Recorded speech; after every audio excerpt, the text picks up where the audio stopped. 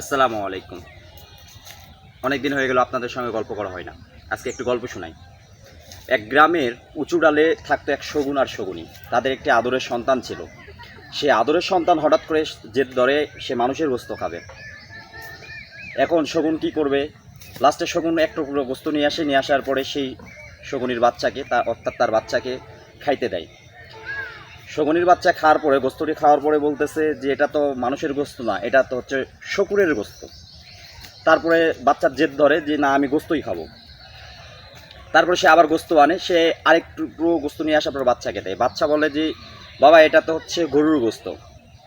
তারপরে সে মোটা স্বরে জব্দভাবে বলে যে আমাকে মানুষের গোস্তই খেতে হবে। এখন সেই শকুন যাওয়ার পরে এক টুকরো গোস্ত মসজিদের সামনে, অর্থাৎ শকুরের গোস্ত ফেলে দিল মসজিদের সামনে, আর যেটা গরুর গোস্ত সেটা ফেলে দিল মন্দিরের সামনে। এখানে দ্বন্দ্ব তৈরি হলো।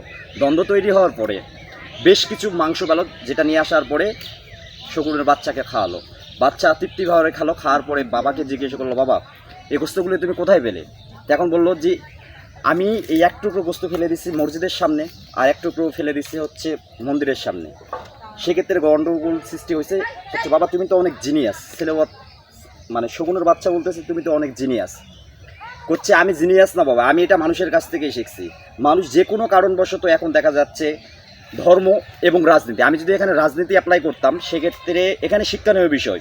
এখন আমাদের যে কোনো গন্ডগোল ফাসাদ বড় বড় ধরনের বিষয়গুলো হচ্ছে রাজনীতি এবং ধার্মিক দিক দিয়ে চলে আসতেছে। তো সেক্ষেত্রে আপনিও বোঝেন, আমিও বুঝি। ভালো থাকবেন, সুস্থ থাকবেন। আসসালামু আলাইকুম।